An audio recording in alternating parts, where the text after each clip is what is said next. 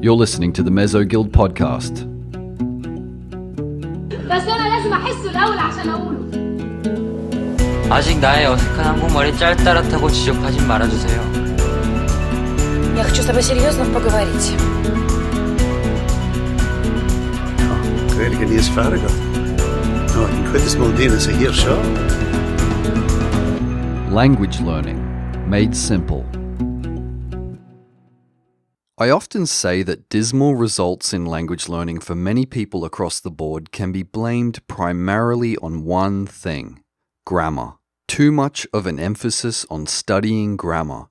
It's the one aspect of language learning that most of us hate and are totally turned off by, and yet it's also the one thing we actually don't necessarily need to do, especially if speaking is the end goal.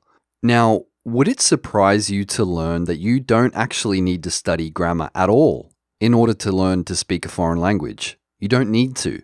You can achieve a great degree of spoken fluency without ever once opening a grammar book on the language that you're learning. I've gone into great detail about this before, and I've proved it multiple times over the last few years with different languages. So what's the alternative? How do you learn a language without studying grammar? The alternative is what's natural to us, and that is learning whole expressions and bites of language in context. This is a process that I call chunking. Now, what is chunking and how can it help you learn languages? Okay, so imagine you're a migrant to an English-speaking country who can barely speak a word of English, and every day out in the street you hear people ask you this question: how's it going? Now, at first, you might not really know how to respond. You might make a guess that it's a yes or no question and reply with yes or no, for example. After a short while, however, you would notice either by being corrected or by hearing other people answer the same question that how's it going actually has about the same meaning as how are you.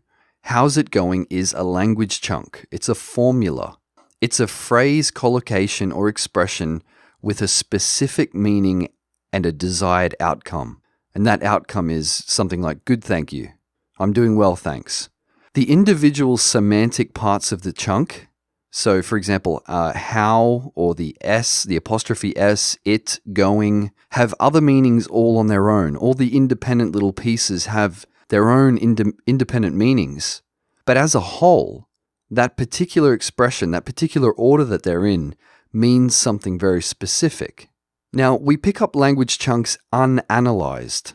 So now that you've learned what a chunk is, what the chunk how's it going means, you know how to respond to it when asked, and you're getting pretty good at using it whenever you greet people in your neighborhood. But you've never really broken it down and questioned its grammar or its composition. The key to understanding language chunks is that at first, they are acquired unanalyzed. What this means is that you just learn the whole thing without ever really thinking about it. You don't quite know what how, it, and going mean on their own or in other contexts, and you aren't really able to make new sentences using the same words. An example of this would be the way that a young child learns to say, I want, before they ever say, he wants or do you want. The child just knows that saying I want, plus whatever the object is, will achieve the intended desire, and that is to receive something from the parents. And I've spoken about this before and how it relates to adult learners. Now, I'll give you an example of adult language chunk acquisition from my time in Egypt when I first started learning Arabic.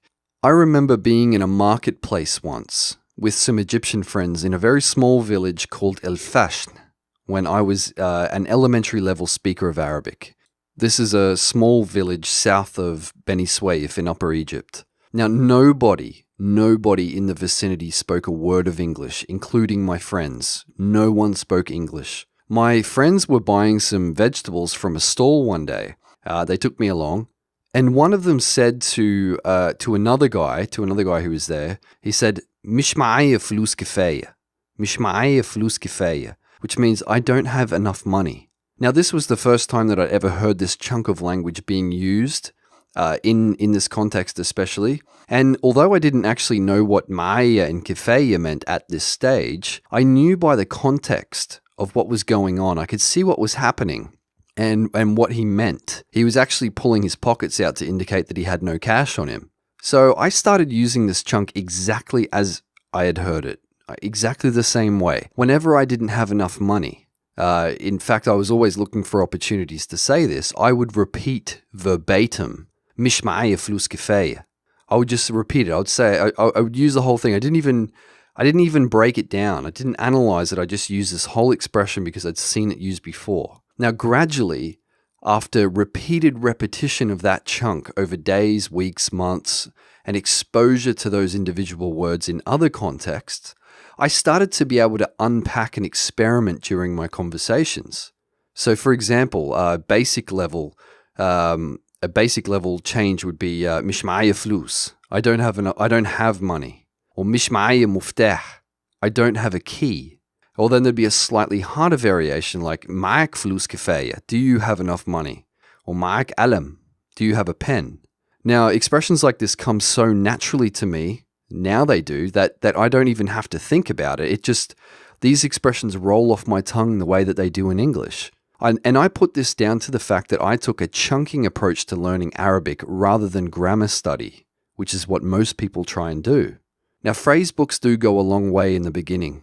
When I first started out learning foreign languages, my initial approach was to go out and obtain grammar books straight away. I would spend countless hours trying to memorize vocabulary and grammar rules before I even attempted to talk to a native speaker. Of course, learning grammar rules and then trying to piece it all together in a conversation is incredibly ineffective and stressful. It didn't do me much good to learn like this. In fact, the languages where I did try to learn like this are the ones that I failed at.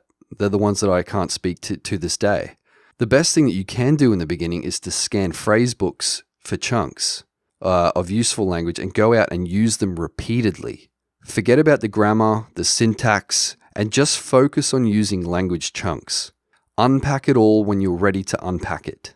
Now, I recommend reading a book called Implementing the Lexical Approach, and it's written by a guy called Michael Lewis. It's primarily focused on English teaching methodology, so it might be a little hard to read for some people. It might be most of it won't be applicable, but it is without a doubt one of the most eye-opening, unique, and practical language learning books, methodology books that I've ever read. And most importantly, it explains this concept of chunking in detail. It's one of the very few books that do. In fact, I don't know of any other books that do. Beyond that, make sure to focus on learning material that emphasizes usage over grammar study. And you can check out some really great ones that I've mentioned that I've shared on my resource page at mesoguild.com/tools.